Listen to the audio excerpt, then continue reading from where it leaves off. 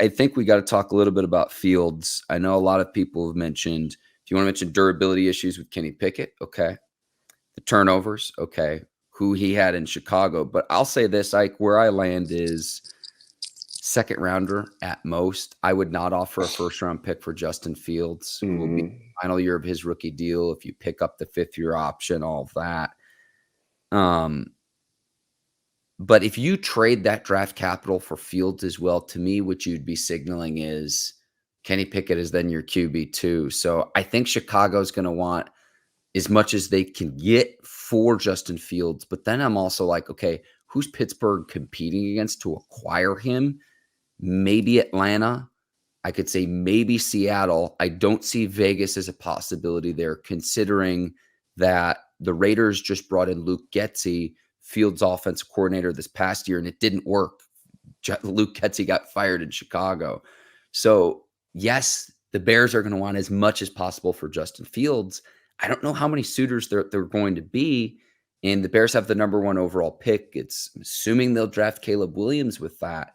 But how all of that shakes out, I think Pittsburgh's in the mix there. But again, the question I have is if Chicago's being shrewd in its negotiations, who you're competing against, I don't see a ton of suitors right now for Justin Fields. And again, I mean, the turnovers would be a concern, and the durability issues as well.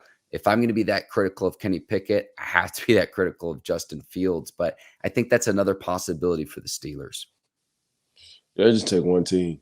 I know you talked about the durability part and the turnovers, but I mean, to Justin Fields' defense, offensive coordinators, head coaches, just in my mind, just using my talent and putting people around what you think I'm real good at.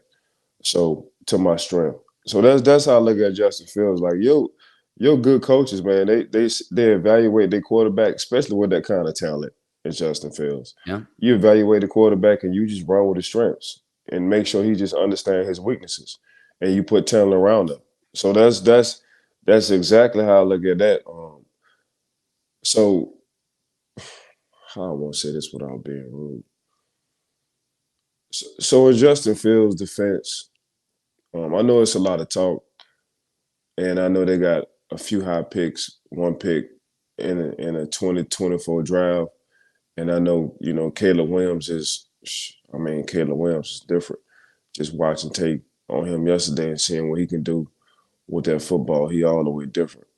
But Justin Fields is different too, as well, in his own right. So I don't know. I don't know if the Pittsburgh Steelers gonna pursue Justin Fields. That's above my pay grade. So I just let you take off on that one. Omar be hot as heck if he hear me talking about Justin Fields and what we got going on. So The upside, what I would say is this too, his first 2 years in the Bears organization, they did him no favors. He can't throw the football to himself.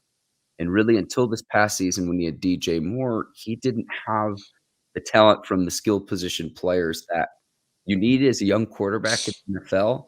Not to mention, let's just keep recycling through coaches and what that does to a young player, where it's like, what's the old analogy, Ike, where you put a Band-Aid on a flush wound? That's not going to work either. So in his defense, he's been dealing with that in Chicago. So Pittsburgh goes after him. Where I land is maybe a second-round pick. I consider it. Third rounder, I have no hesitation. Let's send the deal over immediately. right. Second round picks, kind of where I'm like, you could talk me into that. First rounder, no, I'm out. That's where I come down and where I land with the possibility of trading for Fields. Yeah. I mean, your good organizations, they see the talent and they draft a receiver for Justin Fields. They draft a tight end for Justin Fields. They draft an offensive lineman for Justin Fields. That's